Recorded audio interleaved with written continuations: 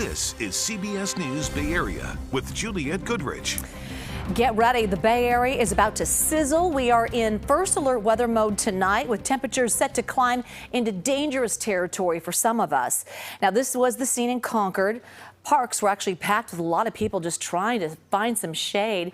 It was only in the 90s. An excessive heat warning is going into effect, and Paul Hagan is here now with our first alert weather that's going to kick in Tomorrow is when the excessive heat warning starts. The warning now, okay. Yeah, but it was hot enough in Concord already today, up to the upper 90s in both Concord and Livermore, and those will be some of the hot spots tomorrow. Let's take a look at the temperature trend that we expect compared to average, and this is one of those events that's really not going to have a high impact around the Bay, and certainly not along the coast.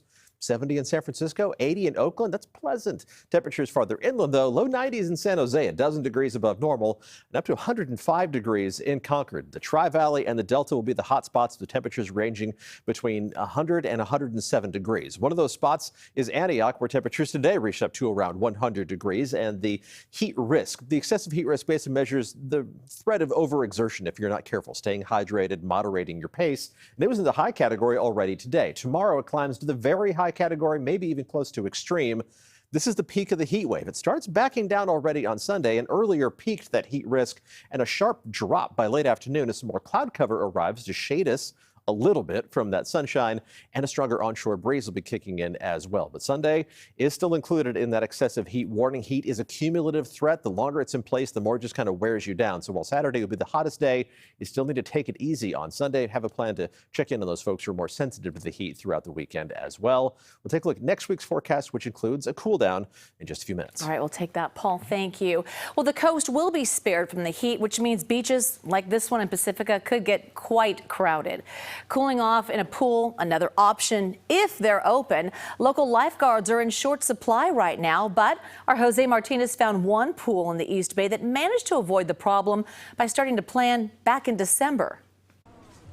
It's definitely hot, at least in the East Bay. In your case, when you're turning your head, your arm is sliding out. So there are plenty of activities like pool sessions and swimming lessons. We're out here every day, 5 to 7 workouts a day. And instructor Steve Hall knows exactly what he's talking about. He's been teaching swimming lessons here at the Heather Farm Park swimming pool in Walnut Creek for 45 years. A lot of what this is lap swimming can be boring, and we're trying to keep it interesting, trying to keep people coming back engaged in the sport and make it a lifelong endeavor. And on hot days like today, nothing better than hopping in a pool.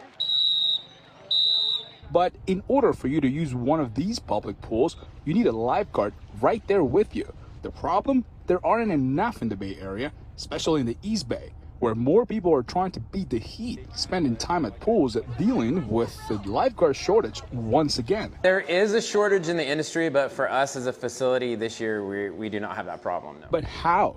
Well, Matthew Galindo, Recreation Program Coordinator at Concord Community Pool, says it's because they took some proactive measures way before the hot weather got here. So we utilized a couple different strategies. The first was we started our recruitment really early, all the way back in December.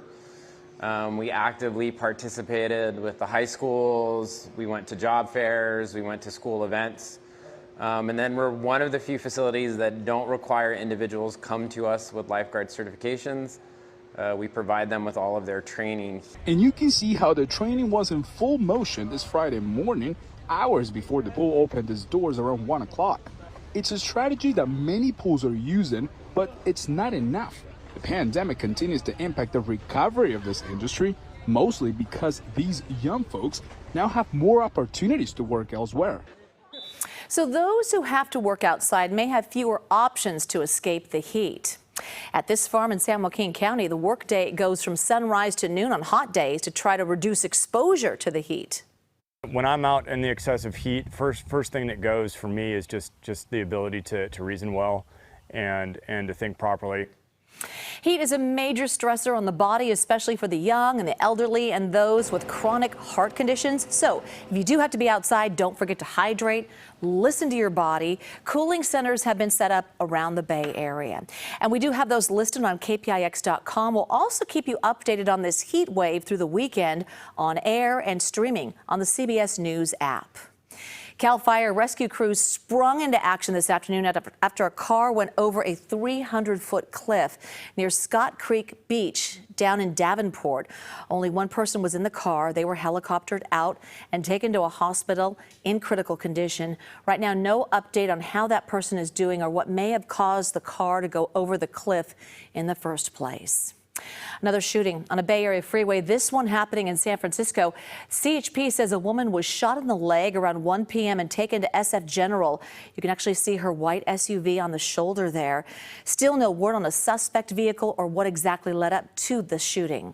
Now, this was on southbound 280 near Almany Boulevard, just past the 101 interchange in the southeast corner of the city. Police, fire, and CHP briefly shut down the entire southbound side of the freeway for about 20 minutes today so that they could walk around and search for evidence. All right, good news for people in Martinez. Contra Costa County health officials have given the all clear after Tuesday's hazmat release from the Martinez refinery. They say there's no sign of high levels of toxic metals from the coke dust that coated the area Tuesday, but the Air District has issued them a violation notice. A Martinez man is walking 100 miles in the heat from the Bay Area to the state capitol. He told Andrew Hobner he has two goals: raising awareness of the plight of the disabled homeless and raising money for his wife's cancer treatments. Every morning, Lori Tolan ties Jason Means' shoes. The arthritis has prevented him from bending over to do it himself. When I walk, you can actually hear my bones popping real loud and everything. But still he walks. And walks some more. The couple owned a small business before the pandemic hit. Started out snow cones, and then we had donuts and coffee. It was like a little, setup and everything. And I had a trailer, small trailer that was set up for, doing all that. And then in rapid succession, the duo lost their means of income and then their house. We lived in our trucks for probably about a year. They were homeless, and then came the hammer. Lori was diagnosed with cancer. I figured, well, we got to have some place where she can be comfortable, and when she goes through her treatments and everything. And so I purchased a 1988 Allegra RV. Options dwindled. Nobody wants to hire a 61-year-old man that can't walk, and Lori, she can't work, because of her cancer. Even social service options were difficult. And it's just a long waiting period, a lot of waiting, and a lot of times there's something that we don't qualify for. So Jason decided to do something. Told Lori about it, and she thought I lost my mind. She goes, "You can't even walk to the bathroom. How are you gonna, we'll do this walk." He started walking. Going over 80. From Martinez to Sacramento.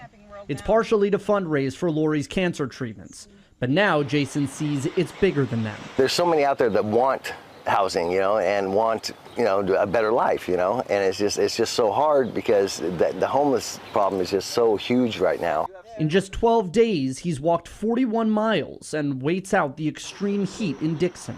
What I use to put around my neck is a sock, but I fill up with ice, and I put it around my neck, and I just keep doing that. To advocate for elderly and disabled homeless all across America. I don't have a problem advocating for them at all, it's just, there needs to be some kind of change, some kind of change, some kind of something that gets people off the streets.